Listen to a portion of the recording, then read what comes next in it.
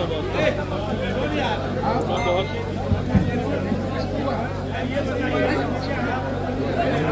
भाई हाथ थोड़ा मोबाइल में आ रहा है हाथ थोड़ा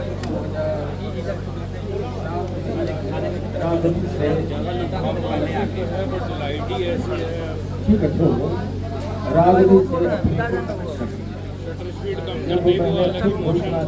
राजनीति अपने को अलग अलग करता हूँ तो फिर मैं अपने आप को उसका पालन न करूँ तो ये बात ठीक नहीं। ये मैं किसी भी राजनीतिक दल में हूँ नहीं और अपने किनारे हो गई जाने का कोई ये भी नहीं है।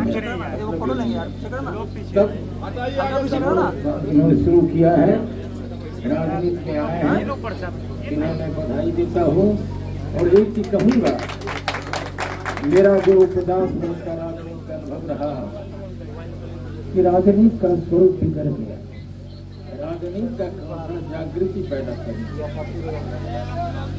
मैं कह रहा था कि पृथ्वीराज की पराजय के बाद गोरी गजनी खिलजी रजिया तुगलक लोधी मुगल अंग्रेज इतने शासक देश में आए।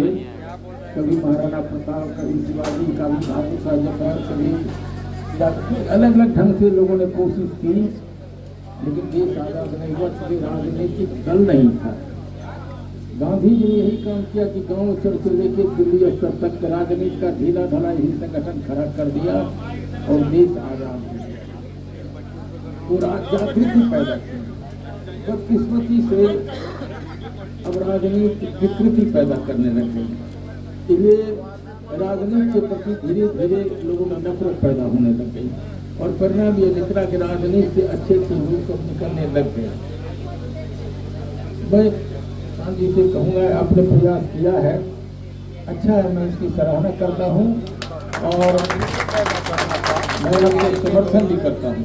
अच्छा काम करें यार क्योंकि जब लोकतंत्र रहेगा तो राजनीतिक दल रहेगा ही और राजनीतिक दल में अगर अच्छे लोग रहेंगे तब राजनीति का स्वरूप अच्छा रहेगा है ना। धीरे धीरे अच्छे लोग राजनीति से हटते चले जा रहे हैं। इसलिए मैं कहूँगा आपने प्रयास किया है, मैं आपको धन्यवाद देता हूँ और ये कहता हूँ फिर इस बात को दोहराता हूँ कि आप चले हैं कठिनाई होगी लेकिन प्रयास में अगर लगे रहेंगे तो नहीं सोने आना कुछ तो साफ होगा ही राजनीति का स्वरूप और फिर जब सफाई शुरू होगी तो धीरे धीरे रास्ता को आप बना दें। उन्होंने प्रयास किया है, मैं इनका समर्थन करता हूँ और इनको बधाई देता हूँ कि आप चले हैं। चलिए जैसे मैंने पहले कहा कि मैं तो अकेला ही चला था मंदिर के मकसद मगर लोग सामने होते ही कारवा बनता गया। ये कारवा तो बनता जाएगा लेकिन अब चले अच्छा किया है। गांधी जी के समय नमक सत्याग्रह के लिए शुरू में थे कुछ लोग बल्कि जवाहरलाल कांग्रेस के अध्यक्ष थे उन्होंने भी विरोध किया था लेकिन दूसरे दिन जब लोग हजारों लोग उसमें शामिल हो गए 2 दिन के बाद जवाहरलाल और जो हुआ इसीलिए प्रयास करें अच्छा है। फिर मैं वही दोहराता हूँ कि लोकतंत्र रहेगा तो राजनीतिक पार्टी रहेगी और राजनीति में जो विकृति आ गई है आप उसको निकले हैं अच्छा करें। मैं आपकी तारीफ करता हूँ और मैं तो अब गान की सारी नहीं हूँ लेकिन मैं आपको आशीर्वाद देता हूँ, आपकी शुभकामना चाहता हूँ।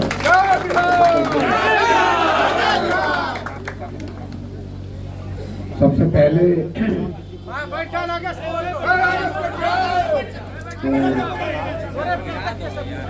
रामजीवन जी का धन्यवाद कर रहे हैं कि आपने ये अवसर दिया कि आपने घर पर आकर आपका मार्गदर्शन और आपका आशीर्वाद ले सके।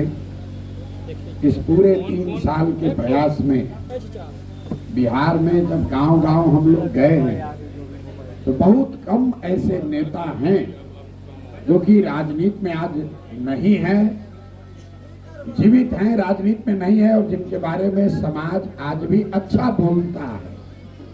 समाज में जिनके बारे में लोगों ने कहा कि अगर वो होते सक्रिय होते तो आज दशा इतनी बुरी नहीं होती। उन चंद नामों में एक सबसे प्रमुख नाम रहा है रामजीवन बाबू का। जब मैं यहाँ गांव गांव चला तो लोगों ने ये कहा कि भैया उस तरह के आदमी अगर रहते ना तो ये दुर्दशा नहीं होती। तो ये रामजीवन जी और इनके विचारों का, इनके प्रयासों का की कमाई हुई पूंजी है। और मुझे जन स्वराज के अगुवा होने के नाते, मैं नेता तो हूं नहीं जन स्वराज का, लेकिन इस प्रयास में आज के तारीख में मैं इसकी अगुवाई कर रहा हूं। तो अगुवा होने के नाते ये फक्र है कि इन जैसे व्यक्ति ने, जिन्होंने अपना पूरा जीवन समाज के लिए एक तरीके से समर्पित किया है, अगर इन जैसा व्यक्ति ये मानता है कि जन स्वराज का प्रयास सही प्रयास है, सही दिशा में प्रयास है, परिणाम चाहे जो भी हो, अगर सही दिशा में प्रयास है और इसको इन्होंने अपने शब्दों में आशीर्वाद दिया है, उसके लिए मैं व्यक्तिगत तौर पर और पूरे जन स्वराज परिवार के तौर की ओर से तहे दिल से शुक्रिया अदा कर रहा हूं, आपका आभार व्यक्त कर रहा हूं। हम लोग हमेशा ये कहते हैं कि अगर बिहार को सुधरना है तो प्रयास होना चाहिए। वो प्रयास हम करें या आप करें, प्रयास आज हो या 10 बरस के बाद हो, करना तो किसी न किसी बिहार के व्यक्ति को ही पड़ेगा।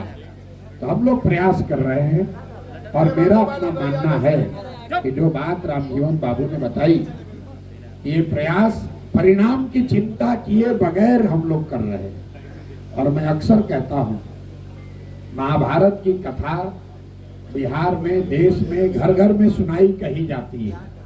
महाभारत की कथा में हम लोग चक्रव्यूह की बात करते हैं, अभिमन्यु की बात करते हैं। आज भी कथाओं में बताया जाता है कि अभिमन्यु चक्रव्यूह को भेद नहीं पाए।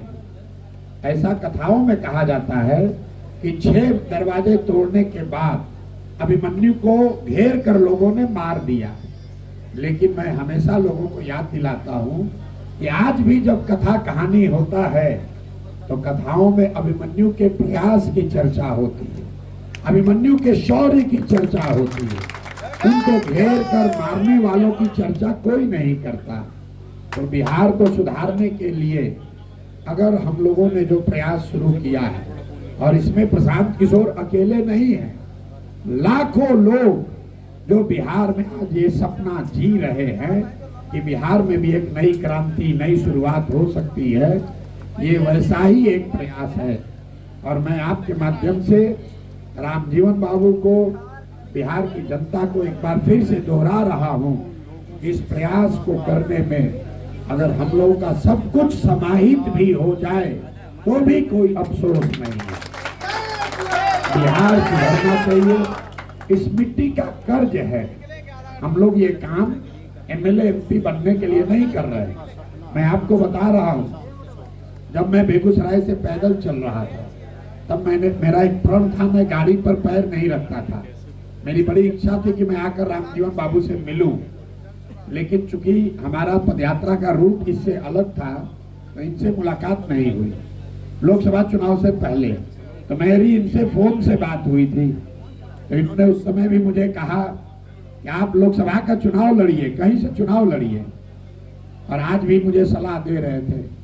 लेकिन मैं बहुत विनम्रता से इनके सुझाव को खारिज कर रहा हूं। मेरा लक्ष्य एमएलए एमपी बनना नहीं है, हम लोग मंत्री बनने नहीं आए, हम लोग बिहार में मुख्यमंत्री बनने का भी सपना लेकर नहीं आए। भगवान की दया से जितना एमपी एमएलए मंत्री बनकर मिल सकता है, जितना नाम, पैसा, शोहरत, उन सब पदों का बड़ा सम्मान है, उन पदों पर रहने वाले लोगों का भी सम्मान है, लेकिन भगवान ने ये सब कुछ बहुत दिया है। अब जीवन में एक ही लक्ष्य है कि जिस मिट्टी में जन्म हुआ, जहाँ के सरकारी स्कूल से पढ़कर हम लोगों ने अपना जीवन शुरू किया, इस मिट्टी का कर्ज है, इसको वापस करना है। और हर हालत में जब तक बिहार को सुधारेंगे नहीं तब तक मानेंगे नहीं, ये संकल्प है। और इस संकल्प में जब जब रामजीवन बाबू जैसे लोगों का आशीर्वाद मिलता है, साथ मिलता है, तो हम लोग का मनोबल, हम लोग की ताकत सैकड़ों गुना बढ़ती है। उस नजरिए से मैं फिर से आपका चरण स्पर्श कर रहा हूं। आपके आशीर्वाद के लिए आपको धन्यवाद दे रहा हूं, आपका आभारी रहूंगा। साथ में आपने और एक बहुत बड़ा दिल दिखाया है और इन्होंने अपने बेटे साहब, इनको जनसुराज के हवाले तो नहीं कहूंगा, लेकिन ये आशीर्वाद दिया है कि आप जनसुराज में जुड़कर समाज सुधार के इस प्रयास में कंधा लगाइए। तो मैं इस मन से आपका भी तहे दिल से शुक्रिया अदा कर रहा हूं, आपका स्वागत कर रहा हूं और चाहूंगा कि 2 शब्द आप अपने सामने रखें। बहुत बहुत शुक्रिया।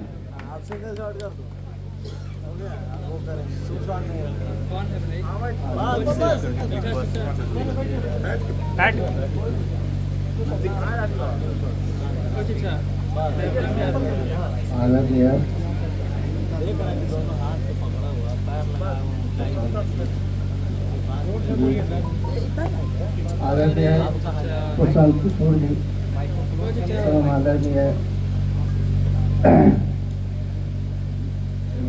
मेरे पूज्य पिताजी है ना रामजीवन बाबू, जिनके सानिध्य में मैंने सब कुछ सीखा, राजनीति छोड़ है ना, राजनीति गुरु मैं अब प्रशांत जी को ही मानता हूँ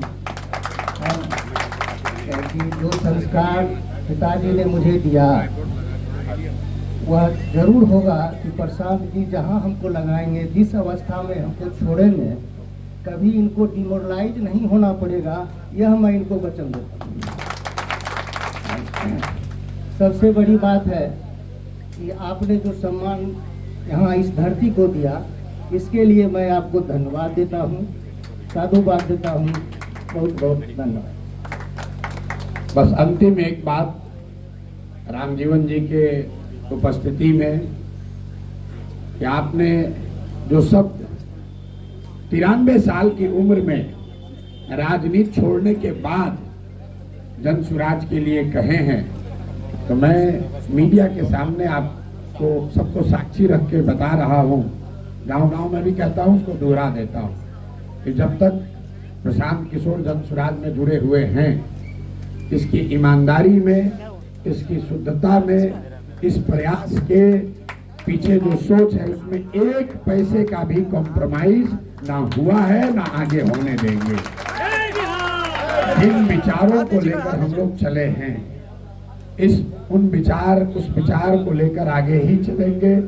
अपने प्रयास में कोई कमी नहीं लाएंगे और कहीं पर भी कभी किसी कारण से कॉम्प्रोमाइज नहीं करेंगे, ना सत्ता पाने के लिए, ना विपक्ष में रहने के लिए, ना कोई सफलता के लिए।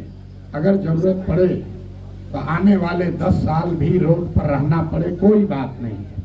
मैंने मन से कहा है, जनसुराज पहली ऐसी पार्टी होगी जिसका नेता, जिसका अगुवा ये मन से रोज कहता है कि अगर जनसुराज से भी कोई गलत आदमी चुनाव में खड़ा हो जाए, मैं बिहार की जनता से अपील करता हूं, उसको भी हराइए। गलत आदमी नहीं जीतना चाहिए, बिहार जीतना चाहिए। जनसुराज जीते या ना जीते, अच्छे लोग जीतेंगे, तभी इस धरती का कल्याण होगा, तभी बिहार का सुधार होगा।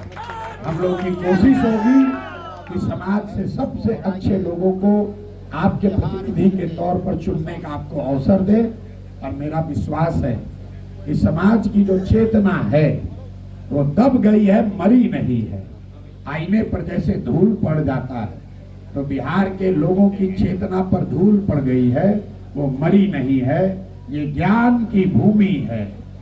एक बार उस धूल को हटा दिया जाए तो फिर से आईने की तरह यहाँ का समाज चमकने लगेगा। इसी विश्वास के साथ ये प्रयास कर रहे हैं। आप सभी साथियों का बहुत बहुत शुक्रिया। रामजीवन बाबू का भी फिर से आभार और इनके बेटे जो जनसुराज में अब सक्रिय सदस्य के तौर पर आज से जुड़ रहे हैं। मुझे विश्वास है कि ये अगुवाई करेंगे और अपने पिताजी से भी बेहतर काम अपने क्षेत्र की जनता के लिए और उन लोगों के लिए करेंगे जिनका इस परिवार पर, रामजीवन बाबू जी के सिद्धांतों पर, व्यक्तित्व पर जिनका भरोसा है, उस भरोसे को ये जनसुराज के जरिए कायम रखेंगे, उसको और मजबूत करेंगे। बहुत बहुत धन्यवाद।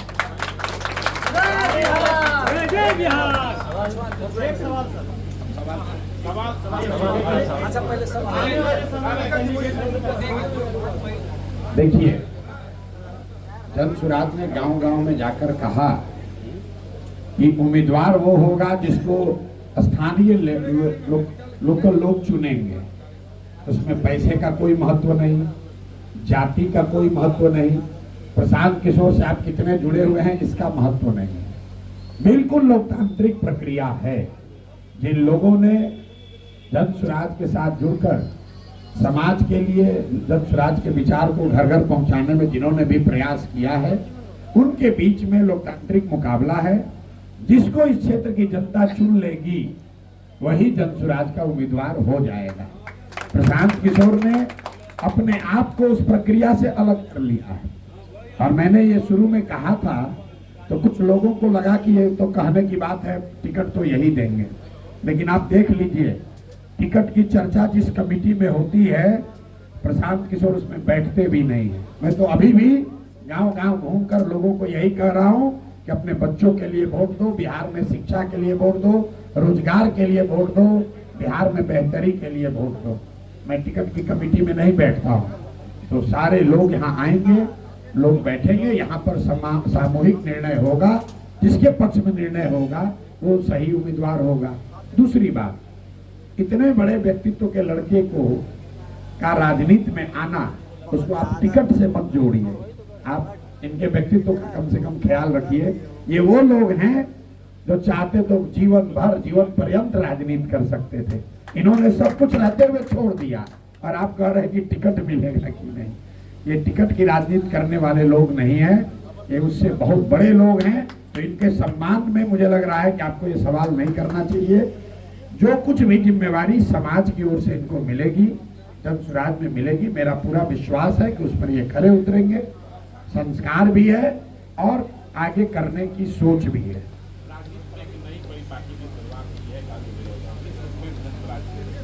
नहीं, देखिए, गाली गलौज की शुरुआत कोई आज नहीं हुई है। ये जैसा कि रामजीवन बाबू बता रहे थे, ये तो बरसों से गिरावट आती जा रही है। और ये गिरावट राजनीति में आई है ऐसी बात नहीं है। राजनीति तो समाज का आईना है। अगर समाज में जाति है तो राजनीति में जाति होगी। समाज में हिंदू मुसलमान की भावना होगी तो राजनीति में हिंदू मुसलमान होगा। भाषा का गिरावट समाज के स्तर पर आया है तो आप देख रहे हैं कि राजनीति में भी भाषा में गिरावट आई है। पहले राजनीति में समाज का सबसे अच्छा व्यक्ति चुनकर आता था। अभी समाज का जो सबसे बड़ा माफिया, लंपट, बदमाश, उसी को लोग नेता मानते हैं। तो जो गिरावट आई है उसके लिए कोई व्यक्ति नहीं दोषी है, कोई एक दल नहीं दोषी है, हम और आप सारे लोग दोषी हैं। अगर हम और आप कोई सज्जन व्यक्ति खड़ा होता है, उसको आप हराते हैं, लोग कहते हैं अरे भाई नाच चलिए।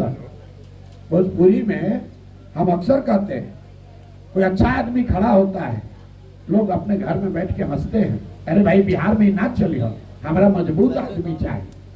तो भाई जब तुम बालू माफिया को, शराब माफिया को, क्रिमिनल को वोट दोगे तो जीतने के बाद आपके बच्चों को पढ़ाएगा नहीं, आपके बच्चों को संस्कार की बात नहीं करेगा, उससे शराब पिछवाएगा, उससे गोली चलवाएगा, उससे गलत काम करवाएगा।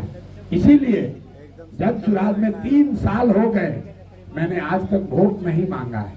जाकर यही कह रहे हैं कि जिसको भी वोट देना है दो, लेकिन अपने बच्चों का चेहरा देख कर दो, अपने बच्चों के पढ़ाई और रोजगार के लिए दो, तभी समाज का कल्याण होगा।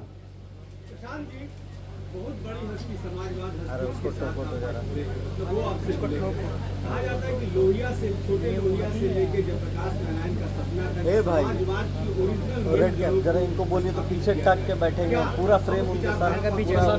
देखिए, समाजवाद को मानने वाले लोग, बिहार वो भूमि रही है जिसको आप कह सकते हैं कि जहां समाजवाद फला फूला है। कई उत्तर के राज्यों में बिहार एक ऐसा राज्य है जहां भाजपा को बहुत बड़ी सफलता नहीं मिली, आज तक नहीं मिली है।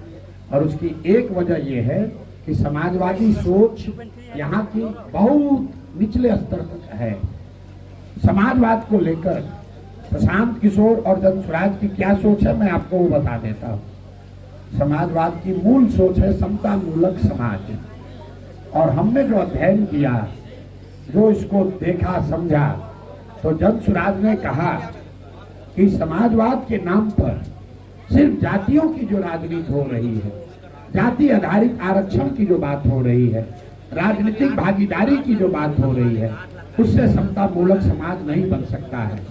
समता मूलक समाज बनाने के लिए जन स्वराज ने जो विचारधारा रखी है, जो हम लोग समझते हैं समाजवाद की सही परिभाषा है कि राजनीतिक आरक्षण के साथ, सरकारी नौकरियों में आरक्षण के साथ राजनीतिक भागीदारी तो हो, लेकिन इन दोनों के साथ साथ शिक्षा, जमीन और पूंजी में जब तक समाज के सभी वर्गों की हिस्सेदारी नहीं होगी, तब तक समता मूलक समाज नहीं बनाया जा सकता है।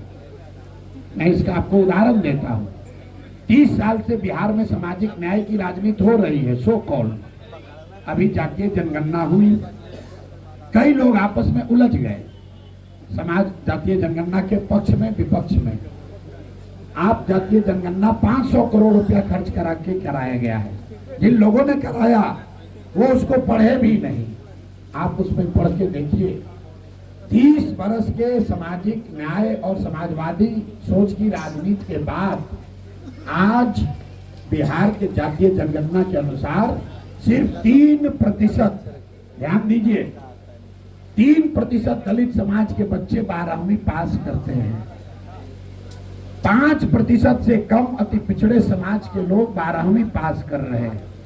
7% से कम मुस्लिम समाज के लोग 12वीं पास कर रहे हैं। आप मुझे बताइए, 30 वर्ष से आप समाज को बांट रहे हो, झगड़ा करा रहे हो कि आरक्षण बढ़ाएंगे घटाएंगे। अगर आप उन समाज के बच्चे 12वीं नहीं पास करेंगे तो उनको आरक्षण का लाभ मिलेगा कैसे? इसलिए जन स्वराज ने कहा कि आरक्षण की व्यवस्था जो है वो बनी रहे, लेकिन इसके साथ साथ जिन जातियों की जितनी संख्या है उस हिसाब से उनको राजनीतिक भागीदारी देना जन स्वराज का काम है। लेकिन इससे आगे बढ़कर अगर जन स्वराज की व्यवस्था बनती है तो शिक्षा, भूमि और पूंजी के बंटवारे में भी समाज के सभी वर्गों में समानता कायम किया जाए। ये जन स्वराज की सोच है, ये समाजवाद हमारे लिए है।